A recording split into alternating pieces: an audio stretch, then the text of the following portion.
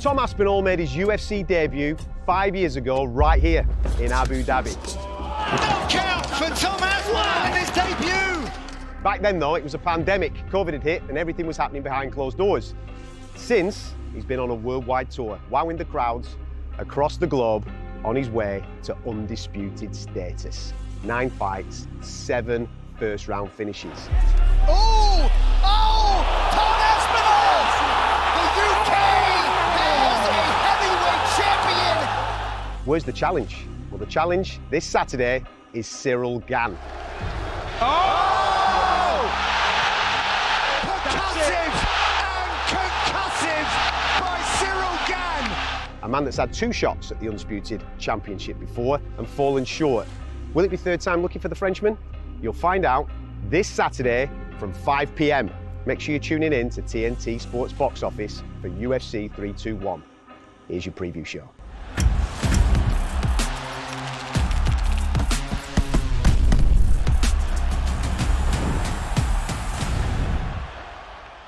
Hey mate, good to see you. How's it going? How you doing, mate? You good? 1, 2, 3, 4.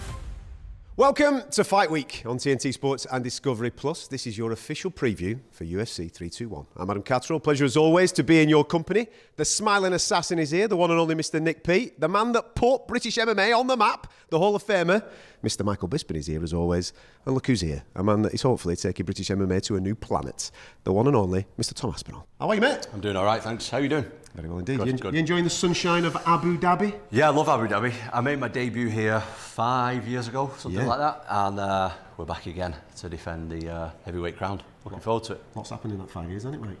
A lot has happened in 5 years. Obviously, you were the interim champion. Now you're the undisputed. You get to defend it for the first time against Ciryl Gane. Amanda, you said turned you down, ducked you a couple of times, right, Tom? That's what I heard. on! That's what I heard. They argue that they didn't, but they're not the conversations I had. Yeah, well, regardless, the fight's happening now. What are you expecting from Ciryl? Because if I was coaching him, I'd be like, right, stay away from him, on the back foot, jab and jog, move around. Is that kind of what you're expecting? I mean, that's what he does in most of his fights, yeah. I think with Ciryl is a lot of fans now, because of his last fight, I mean, he fought Volkov, he got the win, but it was a questionable win. So I think a lot of fans not really giving him a chance. I actually think he's really good. I took him really seriously. Hopefully ticked all the boxes. I think I have anyway. And yeah, I'm expecting him to be on his bike a little bit, but the guy's really, really good, man, and it's going to be a good fight. Do you think he's a little bit desperate here, Tom? Because this is his 3rd shot at the UFC title. I can't recall anyone that's had 4. So if he doesn't win it this time, he's kind of, you know, he's back to the back of a long queue, almost. Does that make him more dangerous? He's not getting another one, is he? Let's be honest. 3, you're not going to get 4. No, you're lucky to get even 1, never mind 3. So I'm expecting him. His back's against the wall. This is when people are the most dangerous. This is the hardest camp that he's ever going to have put in. So I heard your dad talking about it, and I completely agree. He's kind of a point fighter, whereas you knock people out. You are one of the best finishers, or if not the best finisher in the UFC right now. Obviously, the temptation to stand and trade with this guy and knock him out is great, because we all love that feeling. However, the safest path to victory would be to shoot him, take him down, just like John Jones did, just like Francis Ngannou did. I'm not expecting you to give your game plan away, but how long is it going to take you till you shoot? Well, it sounds like you're expecting me to give it away, but we'll see. It's an MMA fight, and I would imagine, especially because he got beat so easily against John Jones, he's going to have worked on his grappling a lot in the last kind of 2-3 years. So he's a very big, very athletic guy. His body awareness is really good. He positions himself really well in the cage. But listen, whatever's available, I will take it. Talk to me about pressure, mate. Because there's pressure with every fight. I'm sure I might come back you up with that. But there's more pressure that comes with obviously title fights. There's more pressure that comes with undisputed title defences, and especially what's happened in the last 12 months. There's a lot of eyes on this fight, isn't there, come Saturday night? You feeling it? Oh, the pressure is on, mate. But the pressure's on for both of us. This is his last title shot he's ever going to get. Look, something that I've realised is the pressure just gets bigger and bigger every fight. If you're successful, the pressure's just more and more every time. So it's something you seem to enjoy it though. I love it. It's something that I've become accustomed to. I've not fought for like 14 months, so I feel a bit like I forgot what it was like a little bit, how much pressure there is. But I do well under pressure. One thing you might not have got accustomed to was last time I saw you was in Paris. We had the press conference, and the French fans, they booed you out the building. It was kind of mental. You couldn't even get a word in. How much are you looking forward to going out there and saying, right, there's no fans? Well, there might be British, there might be French, but it's just you and him in an octagon. You know what? I remember we had a couple of funny moments where I get asked the question, they start booing, and me and you would just look at each other and just like have a cheeky grin, like, oh. At what point? You're in Paris. At one point, Tom, you caught me booing. Yeah, I know. You just give me a I'm not surprised, mate. I'm the secret. Nick Peet is what you call a frenemy.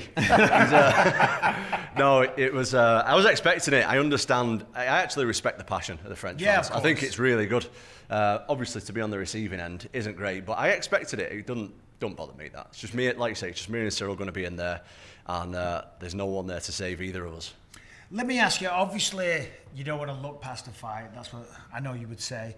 But this whole thing with John Jones, is that just completely forgotten about now? And especially when you hear Pereira talking about John Jones at the White House. What are your thoughts on all of that? In all honesty, I just couldn't really care less about any of it. I'm just like focused on this. This is what I want to do. As far as I'm concerned, that's done. That's in the past. John Jones is retired now. So what's the point in really talking about him? Yeah. We spoke yesterday to Volkov and Almeida as well on this card, and both of them said the same thing. I get my statement victory. I get my shot at Tom. I want it at the start of the year. Is that where your mind's at as well?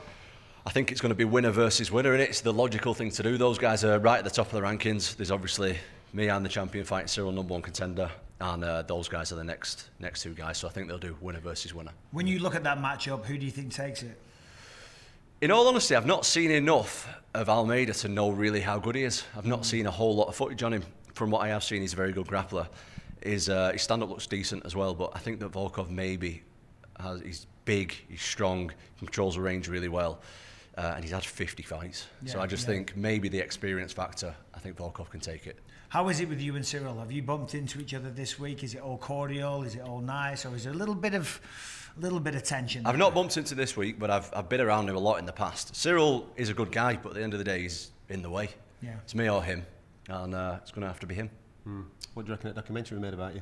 It was fantastic. It's all right, isn't it? It's great. Proper job. Road to Undisputed. It's available now, by the way. You can go and check that out. But part of that conversation in that documentary is about the mental challenges that you've had over the last 12 months in particular. Obviously, when you were out with your knee, you talked about that quite extensively, how mentally challenging that was. Do you think the last 12 months has been more mentally challenging because the knee was kind of in your own hands and of when you came back? This has kind of been out of your hands, getting back into competition. It was definitely challenging. You know, anytime, like, being a professional fighter is my job, and I've not been able to go to work for the last year, and that's nothing to do with me. So, that has definitely got its challenges, but that is in the past, mate, and we are moving forward. Activity. So what does 2026 look like? Could we see, we're just about to see Merab defend his belt for, the fourth time this year, in December. Could we see maybe Tom Aspinall try and do 3 or 4 next year? I'd like to get 3. I think 3 in a calendar year is what I'm looking at for sure. If I can, if the fights go quick and I can get through them quick. To be fair, it isn't really the fights that take it out, it's the training camps. When you get big guys training, a lot of miles on the clock. Guys like Merab, they can just go all day. They don't get injured as easily and stuff like that. But I would like to be definitely more active than fighting once every 14 months for sure. Well, let's throw some love on that training camp because you've got some big lads in there and they're all doing well, aren't they? Anti's doing well and what have you. Now in the UFC, I saw that a couple of wins at the weekend for the big boys. How much has that levelled up your game as well? Setting up your own camp, working consistently with big lads rather than all different sizes of people. How much did that help you level up? Well, we've been doing that for a few years now, to be honest. My dad has set up a really, really good training room every day. Like every day there's heavyweights in the room at a really, really high level. We've got some of the best heavyweights in the world and light heavyweights training with us. It's just so important for big guys. You've got to feel big bodies. You've got to move around at the pace of a heavyweight. It's no good someone my size training with a welterweight, for example. There's bits you can get here and there, but not every obviously day. You can get the speed and stuff like that, but if you're a big guy, you need to be training with other elite big guys. Well, you've got to feel the consequence of the shots as well. Not only taking them down and the strength and all the rest of it, but you've got to feel the threat of the punches coming back your way. Definitely. And as you just said there, like the grappling. The grappling is the biggest difference, I think. Just because grappling with a big guy who's good is far more exhausting than a little guy who's good. You get a big guy on top of you throwing the punches down, it's absolutely exhausting. So you need to be used to that. You tell us all the time, Tom, because your fights are so short that we've only seen the tip of the iceberg. We haven't seen the full Tom Aspinall repertoire yet. How far are you away from your peak, do you think? I don't think I'm close to my prime yet, to be honest. 32, I think I've got... I don't know how many years I want to fight for, but I think I'm getting better and better all the time, and I think physically, mentally, I'm maturing a lot now as well, and I think that's going to show in the next coming years. Does part of you want to prove that as well? Is there something at the back of your mind where you're thinking, you know what, maybe I do want to get to the 3rd and 4th round to just show you all and shut that bit of criticism up? Mate, if I can knock everyone out in the first punch, I will do that for the rest of my career. Well, look, if I have to, obviously I'm prepared.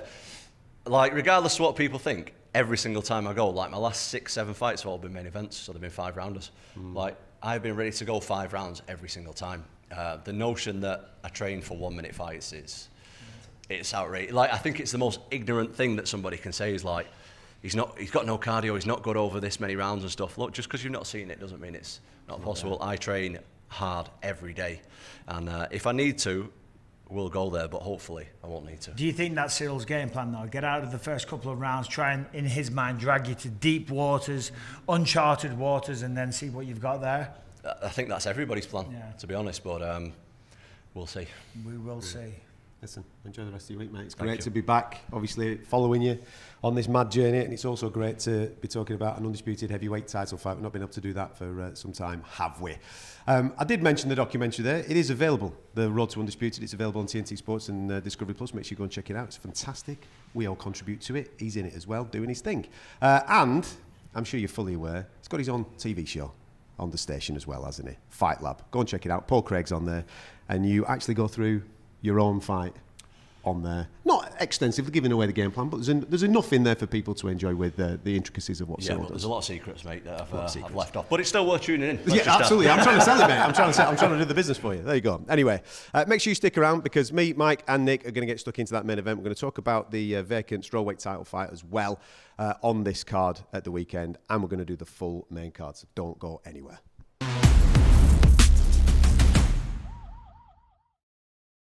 Welcome back to Fight Week. We are in Abu Dhabi for UFC 321. I'm Adam Catterall, Nick Peet's here, the Hall of Famer Michael Bisping here as well. If you've only just joined us, you've just missed the big man. That's right. Tom Aspinall has been and gone, which leads us nicely to actually talk about his fight whilst he's not in the room and give you a little bit of back and forth of how we think this might play out. We talked about pressure there with the big fella, and Nick's right in what he jumped in on. There's pressure on both of these guys. Obviously for Tom, the narrative of the last 12 months, but also for Ciryl. This is his third crack at undisputed status. Third and final time, let's be honest. But there's a lot of pressure on Tom because it's been so long since he's been able to fight again. Obviously, we all know about the struggles and the interim title fight and John Jones and all the rest of it. That's all done. That's all in the rearview mirror. Now he gets to go forward and kind of create his own legacy, go down as maybe the greatest champion that the sport's ever seen. But he's got to get through Ciryl Gane first, and you can't overlook that. And as Tom said himself, Ciryl is very good. He's very big. He's very light on his feet, extremely agile, an extremely talented kickboxer. So there's a lot of threats there. Tom clearly does hit harder, whereas Ciryl, you know, as his dad said, he's kind of, I won't say a point fighter, but I understand the point that Andy Aspinall was making. Cyryl's going to be light on his feet. He's going to be dancing around, and Tom's going to have to catch him. He's going to have to cut off the cage, back him up against the fence. I think he's going to look to shoot. But of course, all fights start on the feet, so he's going to have, you know, a lot of confidence in those hands. But you don't want to take too many risks because it only takes one shot. Even though, you know, Andy says he's a point fighter, one good shot in the heavyweight division could be the end of the fight. So it's going to be very interesting to see how it plays out. But I think Cyryl's going to dance around a lot early, and Tom's going to be trying to play a bit of cat and mouse, shall we say. The two previous title defeats that Cyryl's had, both of those opponents, Francis and John, they had to grapple him. They had to wrestle with the guy, which just goes to show the level of where his striking's at. So it's going to be interesting to see in that first 2 to 3 minutes of this fight, Tom's decision making, what he actually wants to do and how he wants this to play out. Yeah, and you've got to be careful you don't start second guessing yourself. You just got to stick to your game plan and do you, basically. And Tom so far has done exactly that. I don't see any reason why he won't do the same thing against Ciryl Gane. I think Ciryl, well, prior to Tom even joining the UFC, we talked about Ciryl Gane as being the next generation heavyweight because he moves like a middleweight, he dances on the balls of his feet. And then Tom came along and I'm like, oh, this guy's the same, but he's got a ground game to go with it. He's got the background in jiu-jitsu that Ciryl Gane hasn't got. So Tom kind of elevated up this next generation athlete, but I just think Ciryl is so dangerous in this fight because there is no tomorrow for Ciryl. There is no picking up the pieces on Sunday. His career basically is done. if he doesn't win the title this time around. He won't be no fourth title shot. And he's already kind of dipping in and out of the sport with his acting and his other businesses aside from the sport as well. For me, this is his last shot, his last chance Saturday night. He's got 25 minutes to define his fighting legacy, or it's done. And I'm that's pressure. actually really curious to see Ciryl, because let's be honest, this is the guy that turned Francis Ngannou into a wrestler. And we all know about the punching power of Francis Ngannou. He went 5 rounds, he didn't get knocked out, and as I say, Francis had to wrestle to get that win. And then against John Jones about 2 years ago now, taken down and submitted very quickly. But the reason I'm curious is because unless Ciryl is an absolute fool, all he's been doing is working on takedown defense and getting back to his feet, working on wall walks, working on sweeps, working on getting all the best wrestlers he can possibly find and getting them to take him down and work on getting back to his feet. If he hasn't done that, then I'll say he's a fool, because that's not what this fight's going to come down to, only because fights start on the feet. But that's a big glaring weakness that he's had, and a strength that Tom definitely has. It can be done, because we saw Francis do it in the second fight with Stipe. First time he got ragdolled all over the place. Of course. And then the takedown defense was there in order to keep the fight on the feet, and that's what you're referring to, All you've got to do is put the time and effort in and have the what's the word I'm looking for? Desire? The desire, but being the humility to say, right, I've got to do this work. I've got to learn how to stop takedowns. I've got to spend a lot of time up against the fence, fighting for underhooks, working back off you from the ground back to your feet. It's a pain. No one enjoys doing it. Those kind of training camps are very, very grueling.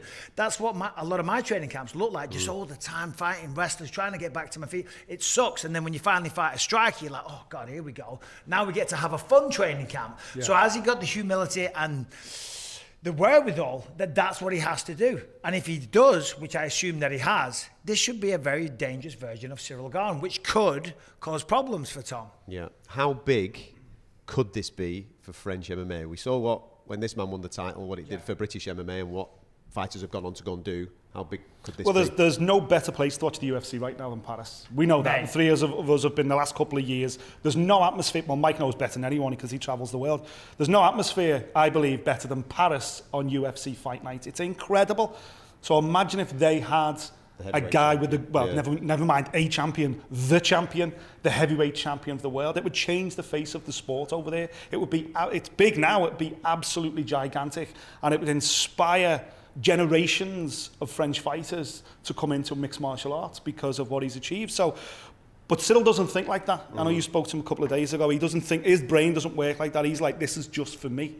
And now I think that's either a coping mechanism, because if you suddenly start thinking, wow, I'm basically representing all of France here and the pressure that comes with it. But he was determined to just keep, no, this is just about me. This is just about achieving my dream. Is that how you go with it, Mike? Because you're in a similar situation. But it's a good pressure, knowing that there's a full country behind you and millions of people all cheering for you and you're representing them at the highest level. That will make you get out of bed in the morning and do those extra miles and push yourself to the limit and be disciplined with your diet, because you don't want to let these people down and you want to represent your country. You want to bring the belt home. I mean, the atmosphere at the Accor Arena is insane. Imagine he walks in now as the heavyweight champion. That's a lot of motivation, and especially then on the flip side, you've got Tom Aspinall that's knocking everyone out, can submit people, can take people down. That's also a lot of motivation. The number one motivation, pardon my French, is not getting your arse kicked on international TV. You know what I mean? Not being separated from your consciousness, which we know Tom can do like that very, very easily. So that's number one motivation. Number two is not disappointing his people.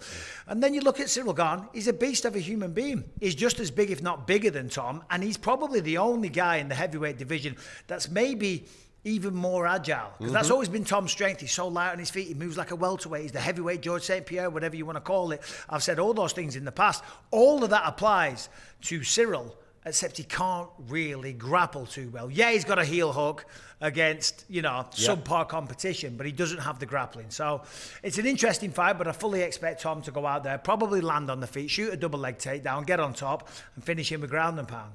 And if that is the case, obviously we then bounce into 2026 looking for other opponents. How do you see this playing out over the next 12 months? And if it does play out how Tom was just saying, they're wanting 3 defences and he's successful right across the board, does that make him the greatest heavyweight of all time? I mean, if you look at the numbers, Stipe Miocic defended about 3 times, so quote-unquote, he's the greatest of all time. I don't know if Stipe is the greatest heavyweight of all time. On paper, because of those numbers, yes. And if Tom was to surpass that, then obviously he would take that title. The thing is about Tom is when you look at the heavyweight division right now, it's not the most stacked, Yeah. okay? When you look at former generations, people like Josh Barnett, Cain Velasquez, I mean, Fabrizio Verdun, the Nogueira brothers, we have Fedor Emelianenko, Mirko Krokop. There's so many legendary heavyweight fighters.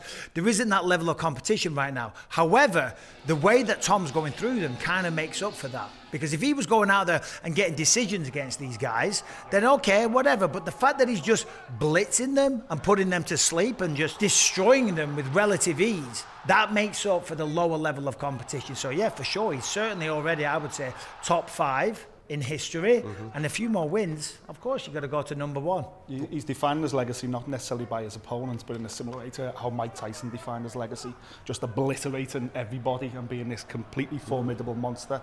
That's what Tom is doing now, and that's what he's trying to do into 2026. But we know, listen, there's names out there, there's guys outside of the UFC right now that could be huge if they were to come back in and fight against Tom. So this thing will play itself out. Tom will get the opportunity to become the greatest heavyweight of all time. It's just about him applying himself and keep delivering under this pressure, because the pressure only gets bigger. The weight of that belt only gets heavier. Because right now, every single heavyweight on planet Earth with dreams of mixed martial arts glory is looking at one man. I've got to beat him. I've got to beat that guy. It's not the next contender. It's every heavyweight on the planet has got a target on Tom's back. Yeah, but that heavyweight pressure also brings in heavyweight championship checks. Ching. For millions and millions of dollars, you know. So, yeah, he'll deal with the pressure just fine when he's sleeping in his bloody 10-bedroom mansion and driving around in a Rolls Royce or whatever it is that he has. I could just imagine that Could going you imagine? through Atherton. I know. You could get one if you wanted to. Listen, that's the main. Where the heavyweight championship is on the line. We've also got a vacant strawweight title on the line here as well. Whaley's gone up. She's been absolutely fantastic in this division, and she's shooting a shot at glory against Shevchenko next month. Looking forward to that immensely, which leaves obviously 2 top contenders now having a go. Jandiroba, I think everybody would have said would have been next for Whaley with her 5 straight victories in the division and looking very, very good. Mackenzie Dern's been one of them on the precipice of it, where is she going to get over the line? Is she going to win an eliminator? Is she going to get to the situation? I mean, her last 8, she's 4-4, Mike, so her record's all over the place, but she's won a couple recently, which puts her in a position now for the vacant title fight. It's a grappler heavy contest, would you say? Yeah, well, they're both very good jiu-jitsu players. Mackenzie Dern always had a lot of hype around her ever since she came to the UFC. Obviously, with her jiu-jitsu credentials, she's very marketable, and she fights really well. I mean, look at that win she had over Angela Hill. That was a savage beatdown. And, of course, now she trains with Jason Perillo, so the boxing is catching up to the jiu-jitsu. Still a long way to go. She can wrestle a little bit as well, but, of course, the main strength is on the ground. Last time out against Amanda Ribas, which was another rematch. She got the armbar, I think it was the 3rd round, so you know, she's improving still all the time. I was talking to Jason Perillo. He said the boxing's really coming together. She's game. She's got a good chin. She swings. She's powerful. She's got the grappling. This is a rematch where she did win 5 years ago. It was a decision. Jandiroba's on a 5-fight win streak. She's a very good grappler. This will probably play out as to who can get top position, you know, and who's going to be more effective on the feet. Yeah. I caught up with Jandiroba. She was a really sweet kid, and just speaking to her and seeing where she's coming from, she got a lot of emotion coming into this fight. You know, she comes from a very small town in Brazil, and there's no other famous fighters from that town, but she stayed loyal to that town, to her team, to her coaches, and she was talking about the enormity of taking a belt back there and what that would mean, and this whole her life building to this point. And it's an added bonus for her, she says, that it's a rematch because she wants that one back. It's a fight that she thought she was going to win first time around. So I think Mackenzie Dern's kind of got it a bit quite surprising, but as Mike says, she's incredibly marketable across multiple continents, and that's probably helped her opportunity. But I think it's a tough over 25 minutes for her to stay at the pace that I think Jandiroba can set. Yeah, that's your co-main event. The vacant strawweight title is on the line for that.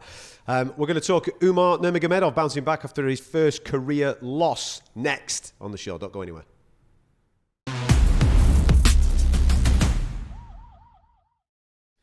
Welcome back to Fight Week on TNT Sports and Discovery Plus. We're in Abu Dhabi for UFC 321. Nick Peet's here, as is the Hall of Famer, Mr. Michael Bisping. I'm Adam Catterall. It's a pleasure to be with you. We are nearly done. We have got a very interesting fight in the flyweight division because Umar Nurmagomedov is coming into this fight, Mike, having lost for the first time in his professional career. All right, it's a title fight against Merab Dvalishvili, and they've thrown him in with a top contender coming through, a guy that has got a bit of hype now about him in Mario Bautista. 8-fight win streak. Interesting matchup, this one. Bautista is the most underrated guy on the UFC roster. Does not get the credit he deserves, even though he's on an 8-fight win streak and he's beaten Patchy Mix in his debut when everyone was like, oh, Patchy Mix is going to take over. He beat Jose Aldo back in the day as well. You know, kind of controversially, but even still, a win over Jose Aldo is very impressive. But still, I don't think he gets the credit that he deserves. If he beats Umar Nurmagomedov, of course, maybe the guy's next in line for a title shot. But when you look at Nurmagomedov, he was 15-0. He was undefeated until he met Merab. And what happened? He kind of got tired, okay? He was winning the first round. The wrestling looked sensational. He was taking him down. Looked like Merab was in for a long night. And then, of course, Merab does what Merab does. Slowly took over the fight and won a decision. Don't tell me that Khabib Nurmagomedov didn't get back to Dagestan and go absolutely mental at Umar Nurmagomedov. That's just the kind of coach that he is. You know, he really gets in his fighters' faces. He really gives it to them. He doesn't pull any punches. So you know for a fact that Umar is coming into this one ridiculously ready, okay? With cardio through the roof, going to the next level. Problem is for him, he was going up against Merab, who's not a normal human being. He's just an absolute psychopath that jumps into frozen legs head first and still walks away to tell the tale. Bautista doesn't really have a glaring skill set that really stands out. Like when you look at Umar, it's the wrestling, of course, and of course he can kick and punch and all the rest of it. Whereas Bautista's kind of a good all-rounder. He's got a good takedown defense. He's got a lot of experience. He's on an 8-fight win streak. It's an interesting matchup. It's a tough matchup for Bautista, of course it is, but he's got the lottery ticket in this bantamweight division because anyone with aspirations of a title shot, which is everybody, who do you want to face? You want to fight the guy that's just lost the title fight because you beat him, you're automatically in the conversation now. And Merab is running through these opponents twice over. So if Bautista gets a win, he's pretty much guaranteed the next title shot because he's fresh meat for Merab. So for him, it's a free shot at the top of the tree. This is their town. You know what I mean? The Russians run wild in Abu Dhabi. They love it. They love them here. Whereas Bautista's just walking around the hotel, having a coffee, keeping it cool, just staying right under the radar. And I think that will suit him down to the ground. He's at a really good gym, MMA lab, really good coach, John Crouch. Benson Henderson, ton of experience to draw on there. That gym, they've been to the top of the mountain. They know what it takes. And they believe they've got a new champion in this kid. And this could be the opportunity he's been waiting for. And not to mention, Merab's defending the belt every 5 minutes. Exactly. So both guys, I mean, he's fighting Piotr Jan at the end of the year. So Merab's making history with 4 defenses. We all know about that. But he wants to fight again in March, apparently. He wants to turn it around super quick. So Umar or Bautista are looking at a title fight if, of course, Merab gets through Piotr Jan, and that's a big if. You can't forget about Piotr Jan. But the point I'm making is it's right there for both of them to get a title fight and for Umar to get a second chance. I think it's a great matchup. It's also a great matchup in the heavyweight division because we've got Aleksandar Volkov, who you spoke to this week. Bit annoyed still, isn't he? He's a big dude, man. He is a big lad, but he's also annoyed at the result that he got in the Ciryl Gane fight. He believes that he should be the guy that's in the title fight this weekend, and he's taking on another top contender in Jailton Almeida. Just give us a little bit on that insight that you got from Volkov, because there is a little bit of spite there in what he was saying. Absolutely, because he said, got to the end of the fight against Ciryl Gane, and there was no doubt in my mind I'd won the fight. I was convinced. And when I stood there, and Bruce Buffer said Cyryl's name, and then I looked and seen, I was expecting my arm to go, and when it didn't go up, I'm like, and he said, for a moment I thought, they've got it wrong. They're going to have to sort that. That he genuinely thought they got the scores wrong. He said, so I come away, and I was like, they robbed it from me, they've taken it away from me. So he's really, absolutely fired up, motivated. He's got a beautiful mane of blonde hair now, right down his back. He looks like Legolas from Lord of the Rings or whatever. This is a new version. And he's determined to get his shot at Tom Aspinall or Ciryl Gane this weekend. Yeah, when you look at Jailton Almeida, though, this man is, I mean, he's a force of nature. Look at the wrestling ability that he has. He's absolutely jacked. He's extremely powerful. I think it's the one loss that he's got on his record to Curtis Blades because of those elbows there, because he committed to the takedown too long. But he's finishing guys. Finished Sergey Spivak. I forget the last person he went up against, but that was a finish as well. The man is not to be taken lightly. And when you look at it stylistically, Volkov is very, very tall. Tom says he's not 6'7", he's 6'9", he's gigantic. Whatever it is, he's very big. Jailton's much more compact. He's still about 6'2". He's not a small guy, but the style that he has. So it's kind of a big clash because he's going to get on the inside, and that's going to take away all the reach and the range that Volkov has. He's going to push him up against the fence, try and grab those legs, pick him up and put him down. If he does that, Jailton Almeida could very much be next in line. He Earlier on in his career, though, Almeida, I know that he's got brilliant jiu-jitsu credentials. Earlier on in his career, he was knocking people out, wasn't he? Knocked everybody out. Before he come into the UFC, he was icing everybody. But he started as a welterweight, believe it or not. It's a Rumble Johnson job. He started as a welterweight. In reverse. Came into the UFC at light heavyweight and then blows up to heavyweight. And yeah, he isn't the biggest guy. But just look at the sport of boxing right now. Alexander Usyk ain't the biggest guy, but he's wiped the floor with all the big guys. And look at what he did to Derek Lewis. He took him down and basically had him in mount for 25 minutes. And I think he learned from that because he should have finished Derek Lewis in that fight. He was able to take him down time after time after time with relative ease and get mount position. And I was a little frustrated because I was calling that one. However, the fact that he was able to do that so frequently and so easily against Derek Lewis that has got a lot of experience, that is very, very impressive. And I think that's going to be the strategy here against Volkov, and probably a successful strategy. Kicking off the main card, we've got the light heavyweights on deck. Aleksandar Rakić, who's been bang out of form, lost his last 3, hasn't got a win since March 2021. And he's taking on Azamat Murzakanov, who's a bit of a mystery, really, still in the division. 15-0. Yeah, but 11 knockouts, 1 submission. He keeps getting these fights booked, big name fights, and then pulling out of them. This is kind of his first real test, real proper step up in the UFC. Yeah, when you look at Rakić, who I love, by the way, he's very, very exciting. He's an awesome human being, and I always root for him. He lost to Yuri Prochazka, he lost to Magomed Ankalaev, and the one against Blachowicz, he blew his knee out in like the second or third round, so it was kind of a freaky situation. It was only Yuri that finished him, and he was actually ahead in that fight as well. Yeah, when Yuri went berserker. Yeah, you know? yeah, but that's what he does, doesn't he? You know what I mean? Look at the fight he just had against Khalil. It was mental. But when you look at Murzakanov, he's light on the feet. He's used to dealing with these guys that are taller because Rakić does have a reach advantage. He's light on the feet. He's got big power, as I said. He's got 11 knockouts, 15-0, undefeated. Just when you look at that form compared to Rakić losing his last 3, you know, it's a tough spot for Aleksandar Rakić. Yeah, it's going to be interesting because Murzakanov, there's a lot of hype about Murzakanov, isn't there? And like I said, he's had these fights booked. He keeps pulling out these fights. This is a level test now to see where he's at in the UFC and whether he can punch his ticket towards title contention. Because he's looked phenomenal. Yeah. But he just hasn't managed to break that top 10, top 15. This is the chance now. This is a guy whose background is a master in Russian hand-to-hand combat. Multi-award winning. He's been coached by apparently the guy that designed that sport, if you like, or designed that martial art. So his skill set is phenomenal. But it's all good and well beating guys outside the top 10, top 15. Can you do it against the best in the world? And Rakić is, even though he's lost his last 3, he's still number 7 ranked in the division. Why? Because the 3 people he's lost against are 3 of the best guys in the sport. So this is a major test for him. Rakić is in a good place, by the way. Rakić is no longer ATT. He's gone back home. He's living in Austria full time, but he's travelling over to Serbia to coach with a load of Serbian killers over there, as he describes them. Says he's got a great team around him. He said this is going to be the new version of Aleksandar Rakić. And I hope he's right, because I'm like Mike.